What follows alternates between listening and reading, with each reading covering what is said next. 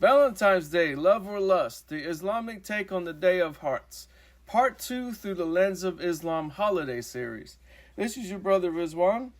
Assalamu alaikum wa rahmatullahi wa barakatuh. To all my beloved brothers, my sisters, hopeless romantics, and those of you who think halal love means sliding into DMs with a mashallah sister. I'm your brother Rizwan, here to melt hearts, open minds, and remind you that true love isn't found in red roses and chocolate boxes, but in nikah, respect, and dua. You know, some people spend $300 on Valentine's Day gifts and still end up arguing by Margaret. If they only knew that the best love language is helping each other get to Jannah. So what's love got to do with it anyway? Valentine's Day. The air is filled with hearts, chocolates, and cheesy pickup lines. But have you ever stopped to ask, where did this tradition come from? What's the Islamic view on it? And most importantly, what is real love according to Islam? Let's take a journey from Roman emperors to the Quranic verses and separate love from lust and sincerity from societal hype. Now, the origins of Valentine's Day are Roman reality check. Valentine's Day traces back to ancient Rome. Lupercalia, a pagan fertility festival held in the mid-February, involved sacrifices and questionable romantic rituals. Later, Saint Valentine, a Christian priest, was executed on February 14th for performing secret marriages during Roman times. The church eventually combined the two histories, and Valentine's Day was born. So yes, the holiday that was all about true love was born from pagan rituals and from martyrdom, not exactly the Hallmark story we're sold today.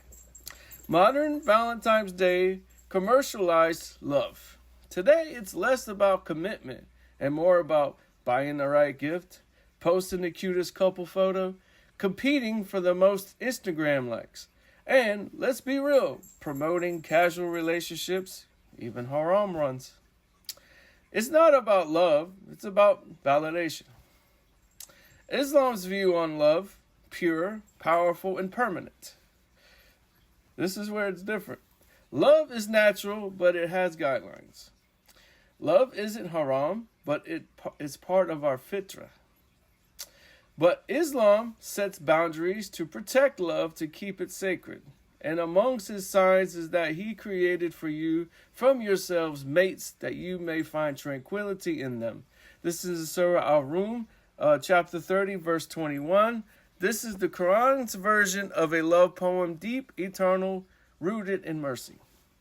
The love of the Prophet, peace be upon him, and Khadijah. Now here's the real love story. No candlelight dinners, no diamond necklaces, just mutual respect, support, and unwavering loyalty.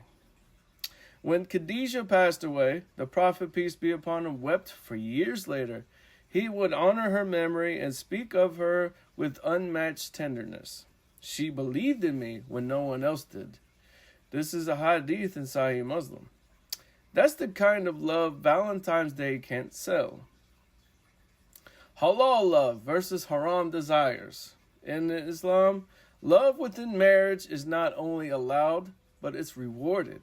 Holding your spouse's hand is an act of ibadah. Even a smile to your spouse is sadaqah. Compare that to dating culture. Unclear intentions, temporary connections, heartbreaks, and emotional damage. Islam doesn't ban love, it protects it from harm and heartbreak. Why Muslims don't celebrate Valentine's Day? Its origins are non-Islamic, which is pagan and Christian. It promotes value that conflicts with Islam, free mixing, flirtation, zina, and zina. Love is not seasonal. Love is not seasonal in Islam. It's daily, lifelong, and sincere. The Prophet, peace be upon him, warned us, whoever imitates a people is one of them. This is a hadith in Abu Dawood. We don't need a borrowed celebration to show our love. We have nikah, dua, respect, and kindness all year round. For the youth seeking love the right way, to my younger brothers and sisters, Love is beautiful, but don't chase temporary butterflies. When Allah is preparing you for permanent peace, don't fall for someone who only wants you in February. Wait for the one who will hold your hand towards Jannah. Trust in Allah's timing and remember true love waits. Real love leads to nikah. And for my non-Muslims watching, Islam isn't anti-love. If you're wondering why do Muslims reject a holiday about love, it's not about love we reject. It's lust we disgusted that disguised as love. Islam is a religion of compassion, romance, and lasting commitment.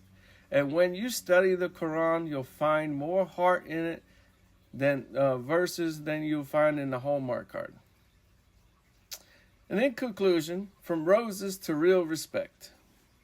You can keep the roses, you can keep the chocolates, but give us loyalty like Khadijah, gentleness like the Prophet, and love that is pure, powerful, and pleasing to Allah. That's the real romance. And it's not reserved for February 14th. It's for every day under the blessing of Nikah and the mercy of Ar-Rahman. Next up, part 3, St. Patrick's Day. The luck in Islam. Is there such a thing?